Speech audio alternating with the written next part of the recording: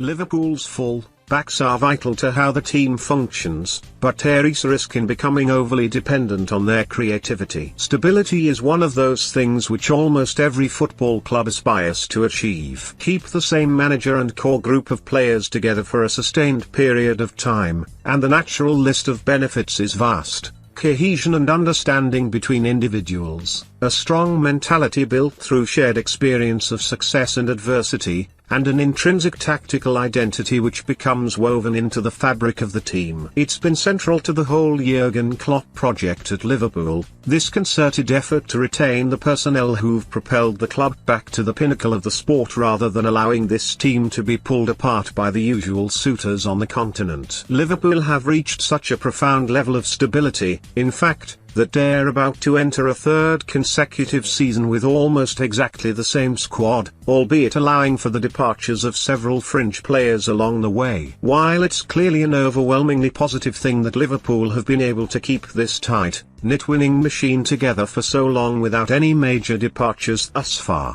there also comes a point whereby any great side needs to evolve and refresh. Not to rip up the recipe which has worked so well, but to find ways to pose different problems for opponents, whether that be a few injections of quality through transfers, or tweaking how the team plays. For Liverpool, there is a large enough body of evidence from the past few months to suggest that this point may now have arrived. One of the things that happens when you play the same 4-3-3 system with largely the same set of individuals for 2 seasons in a row, is that teams eventually start to figure out a blueprint for how to counter it. From the start of 2018, 2019 all the way through to February this year, Liverpool continually found ways past virtually every obstacle in their path, culminating in 26 wins and 1 draw from the first 27 Premier League games of 2019-2020. Since then, however, it's been far from plain sailing from both a results and performance point of view. Liverpool have won only 6 of their last 16 games in all competitions, including the Community Shield, stretching back to the first leg against Atletico Madrid. There are, of course, multiple valid caveats given the impact of the enforced 3-month hiatus, the unfamiliarity of games behind closed doors and having the title wrapped up with a record 7 games to spare. Still,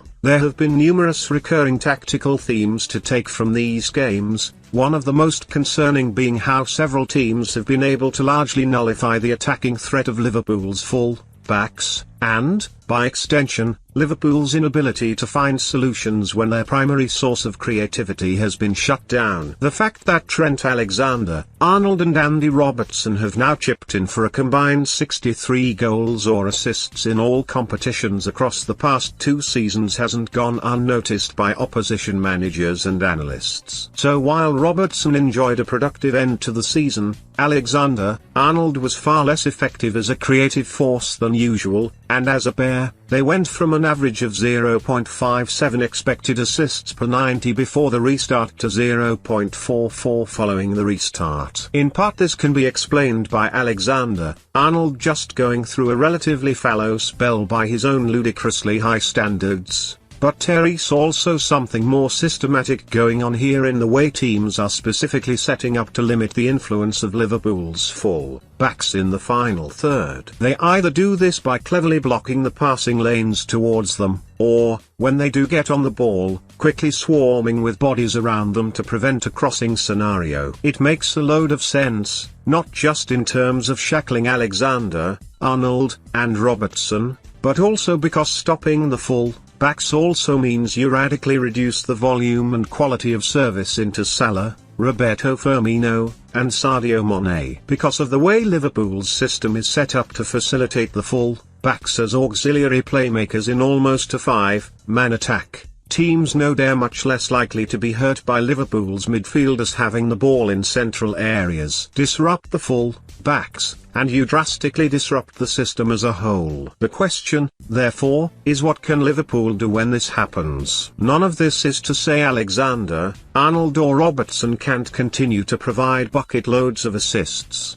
because they're two of the very best in the world at what they do and are capable of carving out chances in a plethora of different ways against different types of opposition. What is important is that Liverpool work out a way to diversify their creativity and shift the balance away from such a heavy reliance on the full backs, which, at times, can be a little too predictable. In this context, Naby Keita brings all kinds of possibilities as by far the most naturally creative midfielder at Klopp's disposal, evidenced by the fact he produced the highest expected assist value per 90, 0.36, in the squad last season, albeit from a relatively small sample size of 812 minutes in the league. He's the one with the guile, vision and technique to play a defense, splitting through ball or drop a shoulder and glide past 2 or 3 opponents to open up new spaces for others to exploit, i.e. the full backs or front three. If he can stay fit, he'll make an enormous difference in this regard,